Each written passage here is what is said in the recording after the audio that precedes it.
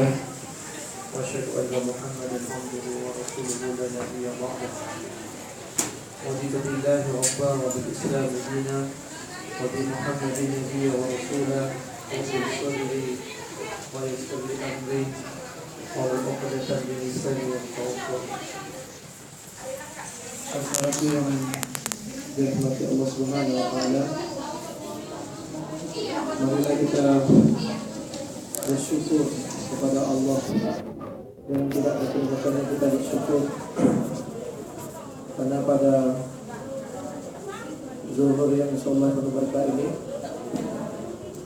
Allah masih menitipkan iman Islam kepada kita semuanya, yang dengan iman itu Allah menggerakkan hati-hati kita untuk senantiasa taat kepada Allah Subhanahu wa taala. Makanya sebaik-baik asyakirin, hamba-hamba yang bersyukur itu apa? Orang-orang yang senantiasa berusaha untuk menjadi orang-orang yang senantiasa bertakwa kepada Allah Subhanahu wa taala. Bertakwa dalam artian kita bersungguh-sungguh untuk menjalankan segala perintah Allah Subhanahu wa taala dan meninggalkan segala larangan Allah Subhanahu wa taala. Karena there is no one perfect, gitu ya. Tidak ada orang yang perfect. Karena nggak perfectnya itulah manusia itu diciptakan. Ya. Makanya di dalam awal-awal juz 29 ya, di surat Al-Mulk ya, Allah mengatakan salah satu fungsinya manusia itu dimatikan, dihidupkan, diciptakan. Salah satunya adalah diuji siapa yang paling baik ketakwaannya kira-kira. Makanya saudara-saudaraku semuanya, mudah-mudahan amalan yang kita lakukan pada zuhur yang berbahagia ini menjadi bukti bahwa kita ini adalah orang-orang yang senantiasa apa? Untuk menunjukkan suatu saat kepada Allah Subhanahu wa taala bahwa kita ini adalah orang-orang yang senantiasa berusaha untuk memberikan yang terbaik kepada Allah Subhanahu wa taala. Selanjutnya salawat dan salam kepada Rasulullah SAW. Allahumma salli ala Muhammad wa ala ali Muhammad. Assalamualaikum ya Rasulullah. Mudah-mudahan kita adalah orang-orang senantiasa bersalawat kepada Nabi. Dalam sebuah hadis sahih disampaikan bahwa barang siapa yang tidak disebutkan, barang siapa yang disebutkan namaku, lantas dia tidak bersalawat kepadaku, sesungguhnya mereka adalah orang-orang yang pelit. Makanya kita berbanyak selawat kepada Rasulullah. Karena apa? Salah satu keutamaan yang diberikan Allah kepada Rasulullah SAW adalah apa? Mampu diberikan apa? Keistimewaan, salah satunya apa? Bisa memberikan syafaat kepada umatnya. Yang itu tidak diberikan kepada nabi-nabi terdahulu. Makanya dalam suatu hadis itu pernah sampaikan ya, nanti di hari akhir itu ada orang-orang yang menghadap kepada Rasulullah mereka. Mintalah mereka ke Nabi Adam, minta ke Nabi Musa, minta ke Nabi Nuh. Semuanya bilang kami tidak bisa memberikan syafaat. Tapi mereka bilang apa? Mintalah kepada Muhammad. Ya. Makanya mari kita berselawat kepada Rasulullah SAW, kepada keluarga beliau, kepada orang-orang yang suka istiqomah hingga akhir-akhir kelak.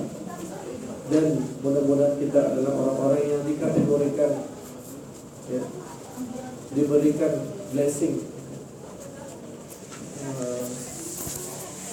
keberkahan untuk senantiasa beristiqomah kita di dalam agama kita ini hingga hari akhir. Saudara-saudara yang insyaallah dikasihi Allah Subhanahu wa taala, pada siang ini saya ingin menyampaikan sebuah hadis Rasulullah SAW. Hadis ini diriwayatkan oleh Imam Muslim dan disampaikan oleh Imam Nawawi di dalam kitab yang terkenal, kitab hadis lain An-Nawawi, 40 hadis dari Nawawi. Di dalam hadis ini Allah menceritakan, ya sempat disampaikan ke beberapa firman Allah di dalam bahwa dikatakan, Rasulullah mengatakan, sesungguhnya Allah itu adalah baik dan Dia hanya menerima yang baik-baik. Nah, di akhir hadis ini Rasulullah menceritakan tentang orang yang melakukan perjalanan jauh, ya. Rambutnya ini kusut, pakaiannya ini berdebu, terus dia mengangkatkan tangannya ke langit, ya Rob, ya Rob, ya Rob. Terus yang mengejutkan dari hadis ini apa? Rasulullah mengatakan apa? Bagaimana doanya mau diampuni? Bagaimana doanya mau dikabulkan? Sementara yang dia makan haram. Terus pakaian yang dia pakai itu haram. Jadi, makanannya haram, minumannya haram, pakaian yang dia pakai haram. Bagaimana Allah akan mengabulkan doa yang tersebut? Simpel, ya. Yang ini kadang-kadang kita abai, saudara-saudara semua. Satu kasus yang sering saya jumpai di birokrasi kita adalah apa? Sogok menyogok, riswah. Yang mungkin itu bagi student kita ini mungkin punya orang tua di birokrasi atau apapun namanya gitu ya, punya kedudukan, kadang sampai salah kaprah menghalalkan segala cara untuk anaknya di PNS, ya, atau memiliki kedudukan tertentu atau jadi apapun gitu, tapi nyogok. Tidakkah Anda tahu ya, dampak dari efek kita sogok menyogok? Yang pertama apa? Setiap hasil gaji kita yang kita peroleh dari hasil menyogok itu tidak akan pernah berkah. Terus menjadi pertanyaan apa? Gimana efeknya ke anak? Gimana efeknya ke istri? Nah, saya teringat ya, kisah Udail bin Iyad. Dia mengatakan begini, salah satu ciri kalau aku ya, berbuat dosa, itu yang paling gampang dilihat itu pada yang pertama binatang tunggangannya, yang kedua pada perilaku istrinya. Ya. Jadi kalau dia berbuat dosa, itu kuda tunggangannya itu nggak mau dikendarai.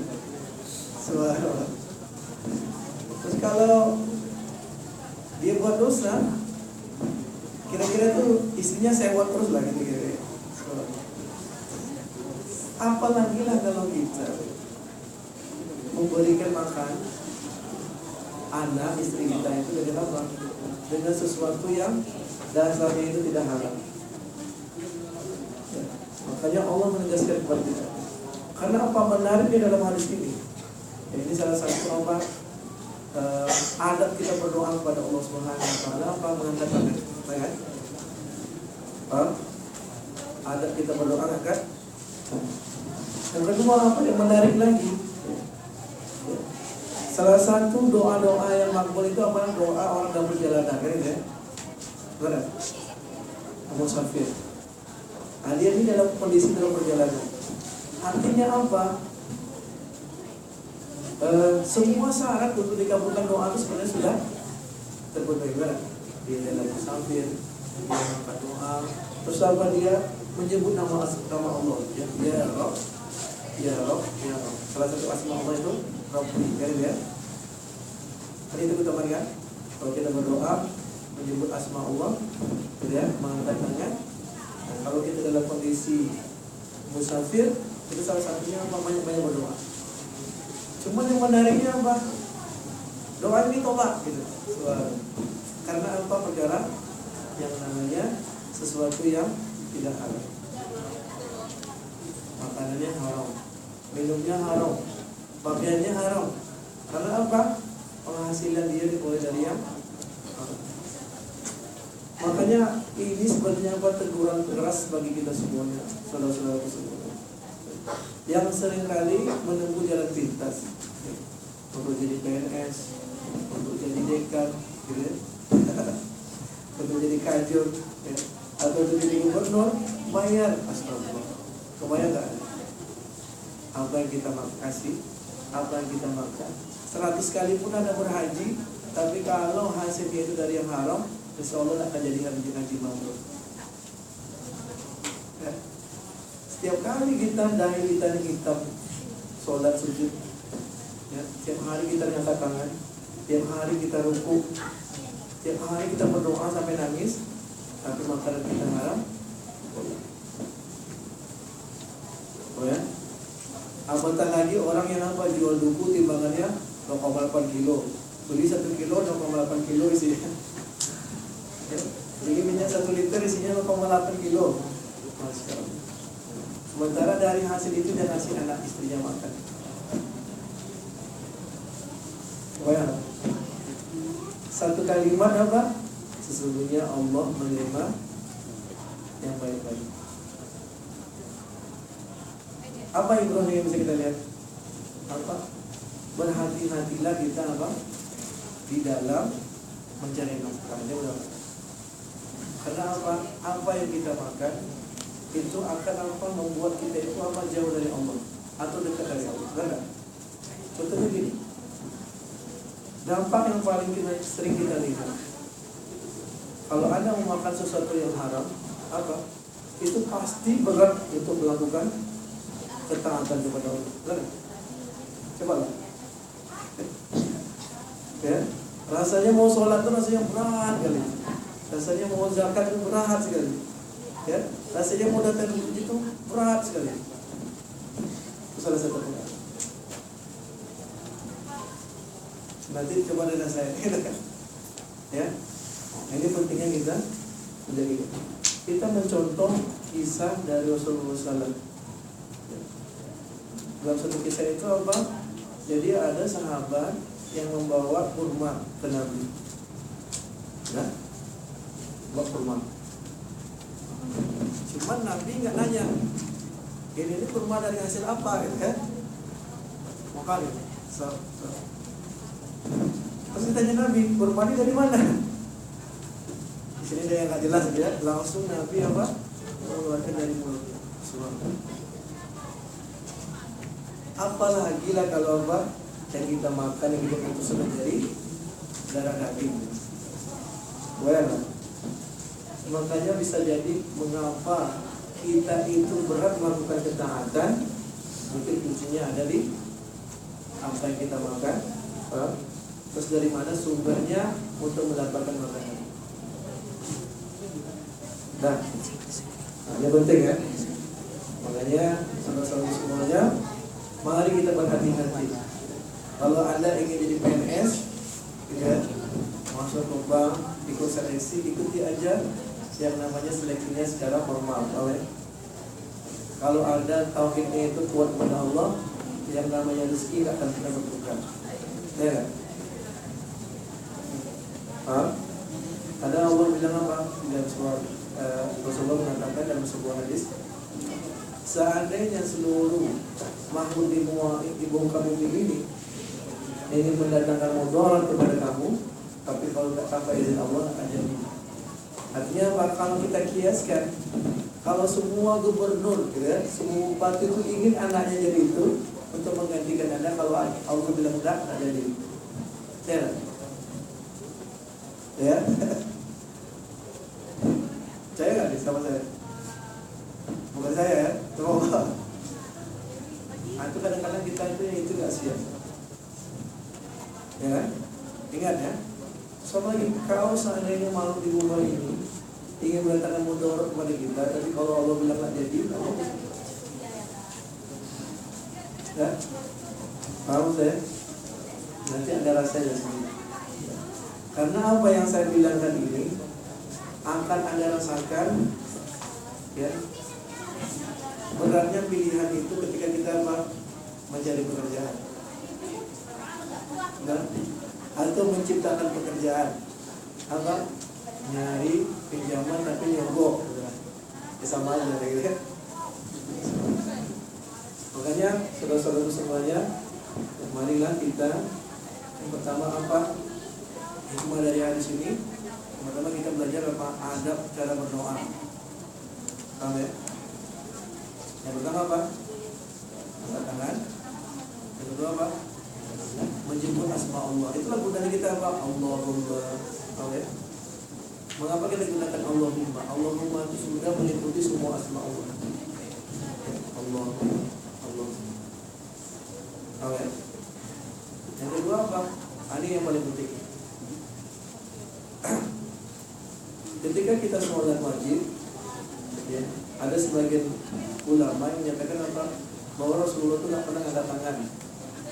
In case hanya dalam sholat wajib, paham ya? Itu sholat sunat silakan. Di luar itu silakan angkat tangan. Di dalam setelah sholat wajib, Rasulullah itu apa? Ada sebagian ulama mengatakan apa? Ini ada hadis pendukungnya. Rasulullah nggak pernah angkat tangan setelah selesai sholat. Ustaz Rasulullah berdoa, cuma yang angkat tangan. Setelah selesai, garis bawahi ya, setelah selesai sholat wajib saja. Kalau sunnah silakan. Di luar itu dianjurkan kita untuk angkat.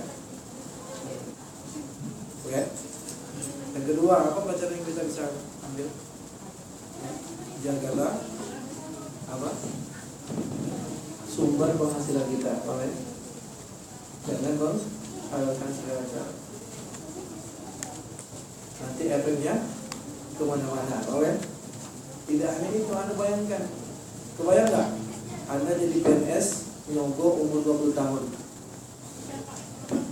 Dan artinya apa? Pensiun umur 55 tahun. Berarti ada berapa waktu? 55 kurang 20, 35 tahun.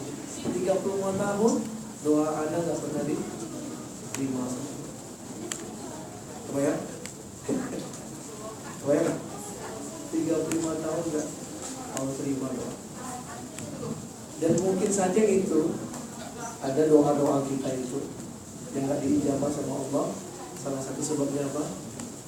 Tidak halalnya, tidak baiknya apa yang kita makan. Terus Pak, kalau saya tahu orang tua saya itu nyogok dong PNS gimana Pak? Gimana gitu? Berarti nggak ada nanya, Pak Bapak masuk PNS nyogok nggak dulu nggak? Yang penting kita ingatkan orang tua kita. Bahwa apa kalau itu apa bertobat kepada Allah. Oke. Kenapa berapa banyak orang yang ada zaman ini gara-gara Anda nyogok? Benar? Makanya Rasulullah menegaskan ini, orang yang suka riswah, orang yang menyogok dan orang yang disogok apa? Inna di neraka. Orang yang menyogok, orang yang disogok apa? Dalam neraka. Itu saja mengingatkan kita semuanya. Kadang-kadang kita abai. Mungkin saja itu mungkin diberikan kita rendah terus, atau dapat dapat terus. Salah satunya apa? Makanan kita itu nggak berkah, jadi apa? Asumsi gizinya juga nggak berkah. Apa dorongannya bukan untuk menambah kebaikan, tapi apa dorongannya untuk menambah maksiat. Itu saja. Allah a'lam bishawab. Semoga yang sedikit ini mampu mengingatkan diri saya dan jadi kita semuanya untuk apa senantiasa berhati-hati, terutama apa di dalam nanti kita mencari penghidupan kita. Sesungguhnya yang halal itu jelas, yang haram itu juga jelas. Allah a'lam bishawab. Assalamualaikum warahmatullahi wabarakatuh.